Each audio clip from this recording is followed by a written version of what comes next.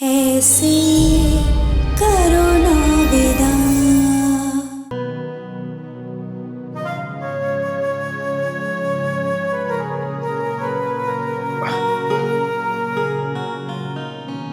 ला ला ला ला ला ला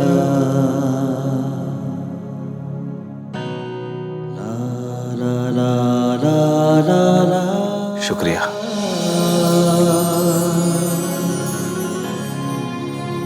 सच कहें तो हैरानी हो रही है कि आप हमारे लिए ब्रेकफास्ट लेके आए। हैरानी हो रही है या फिर डर लग रहा है आपको? कहीं हमने इस खाने में जहर तो नहीं मिला दिया? आप सबको क्या लगता है कि हम क्या कोई राक्षस है जो आपकी जान लेना हमारे जीने की वजह बन गई है? क्या आपको नहीं पता उस दिन आपके ऊपर गोली कैसे चली थी? कुंवर जी, आप जैसे महल में रहने वाले लोग ये नहीं जानते कि दूसरों की जिंदगी की कीमत क्या होती है। लेकिन हम आपके जैसे नहीं हैं। हम बहुत अच्छे से जानते हैं कि जिंदगी क्या होती है, खुशियां क्या होती है, इज्जत, सपने क्या होते हैं। और आपने हमसे हमारा ये सब कुछ छीना है।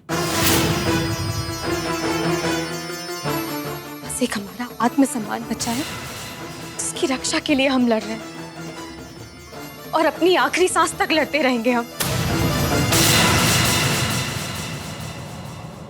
कुंवर जी, आप किसी धोखे में मत रहिएगा कि हम जो कुछ भी कर रहे हैं आपके लिए कर रहे हैं। ये सब कुछ हम सिर्फ इसलिए कर रहे हैं क्योंकि हम अपने अंदर की रेवा को जिंदा रखना चाहते हैं, उस फर्क को जिंदा रखना चाहते हैं जो आप जैसे गिरे हुए इंसान और हमारे बीच में है। हम आपके जैसे नहीं है जो किसी की जिंदगी छीन ले, किसी को बर्बाद कर दे।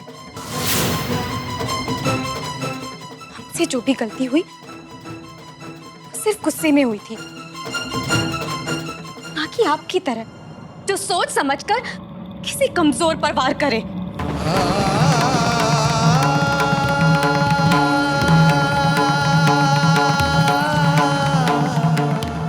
हम यहाँ सिर्फ अपना फर्ज निभा रहे हैं, बस।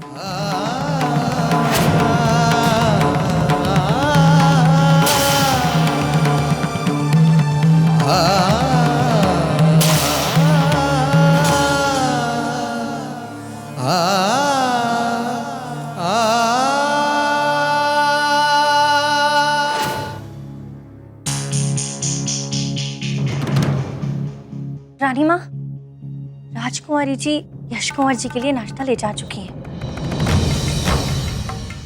रेवा? जी रानी माँ। अब वापस ले जाओ।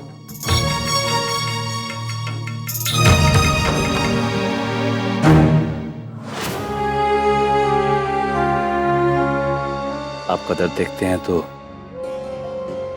बस एक ही प्रार्थना निकलती है दिल से कि अपने गुनहगार को माफ कर दो रेवा। जब तक माफ नहीं करोगी इस आग में जलती रहोगी, और आपको जलता देख के हमें बहुत तकलीफ होती है।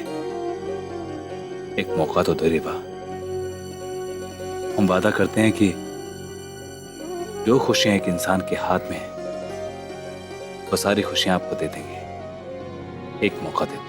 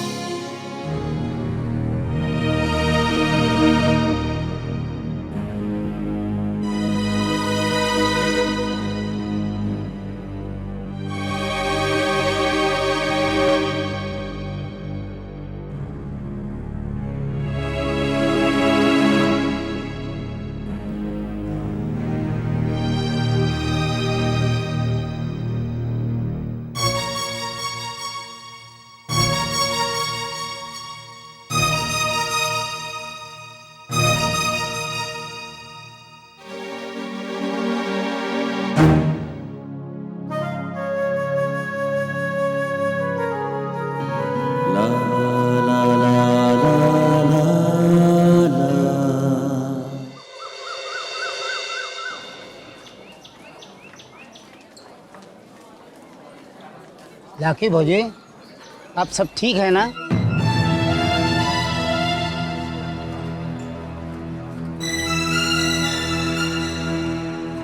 सुना है कल ही रात कुंवर जी को अस्पताल से घर ले आए हैं। राम जाने अब कुंवर जी की हालत कैसी होगी। वो तो जैसे होंगे वैसे होंगे। मुझे तो रेवा का ख्याल आ रहा है। पता नहीं इस वक्त बेचारी के दिल पर क्या बीत रही होगी। भगवान का शुक्र है गोली सिर्फ कंधे में लगी, वरना गोली जो सीने में घुसे तो जान लेके ही निकलती।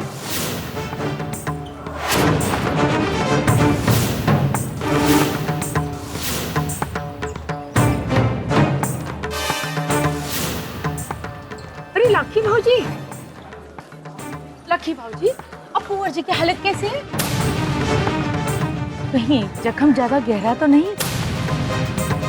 रेवा का हाल तो बहुत बुरा होगा ना भौजी। आपने जाके इसे संभाला कि नहीं?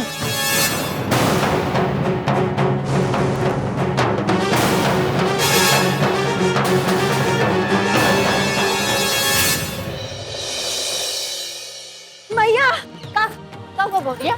अजी भागी में वो यश कुमार को किसी ने गोली मार दी है। अभी बाहर से सुनकर आ रही हूँ मैं। अरे यहाँ खड़े खड़े हाल पता लेने से थोड़ी चलेगा। चल जल्दी महल चल, जा करके देखते हैं हमारी रेवा कैसी है। अच्छा ही हुआ, देर से ही सही। उस गिरे हुए इंसान को उसके कर्मों की सजा मिलना शुरू तो हुई। तू पागल हो गया है क्या? अरे ये समय है ये सब बातें करने का? जरा सोचा है कि तेरी बहन का क्या हाल हो रहा होगा, उस पर क्या बीत रही होगी?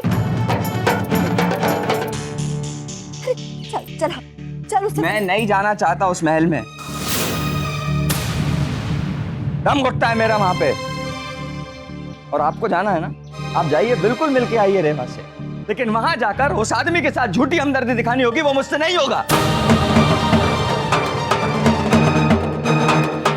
नहीं होगा मुझसे। शरद, शरद बेटा, मैं चलती हूँ भैया, चल। आइए।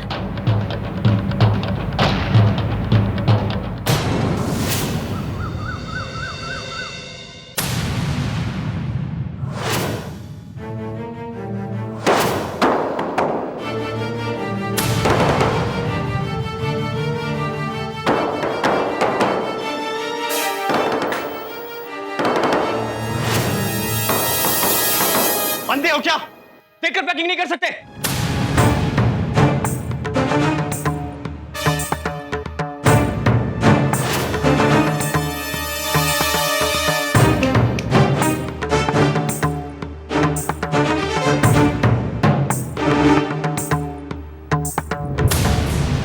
क्यों भेजा जा रहा है मुझे गांव में? ना नाम किसी को जानते और ना हमारे पास करने के लिए कुछ। रानी माँ ने भी जिद पकड़ ली हमें इस राजमहल से बाहर भेजने की। अरे क्या जरूरत थी बुआ और फूफा को बीच में बकवास करने की? खुद तो आराम से इस राजमहल में रह रहे हैं और हमें धक्का खाने के लिए उस जंगल में भेजना चाहते हैं। हमारे गांव में एक वैद्य हुआ करता था। उससे हमने सुना था कि अगर कोई इंसान 2 मिनट के लिए भी गुस्सा हो जाए तो 2 हफ्तों से जमा किया हुआ उसका खून धुआं हो जाता है। और अपने भले की बात समझ में नहीं आती, वो नुकसान अलग।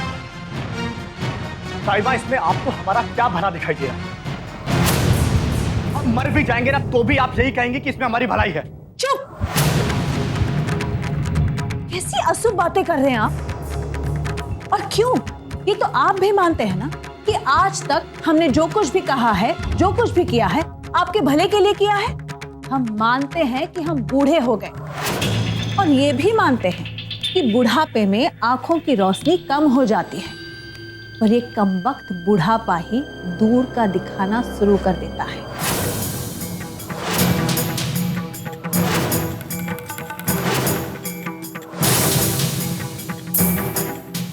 इस समय हम जो देख पा रहे हैं वो आप नहीं देख रहे।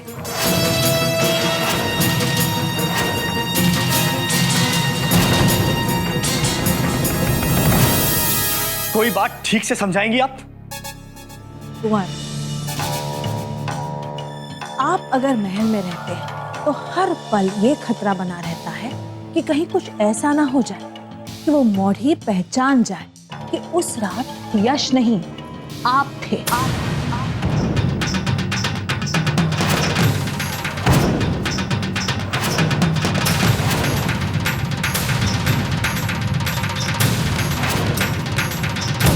कुंवर, जो 2-4 दिन उस मौढ़ी को हम इस राजमहल में टिकने देंगे, उतने दिनों के लिए अगर आप इस राजमहल से दूर रहेंगे, उस मौढ़ी की नजरों से दूर रहते हैं, तो इसमें आपका ही अच्छा है ना।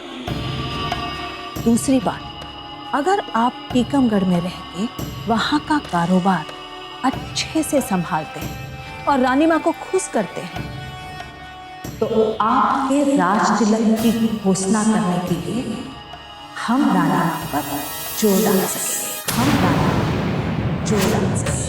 हम रानी माँ पर जोर डाल सकेंगे।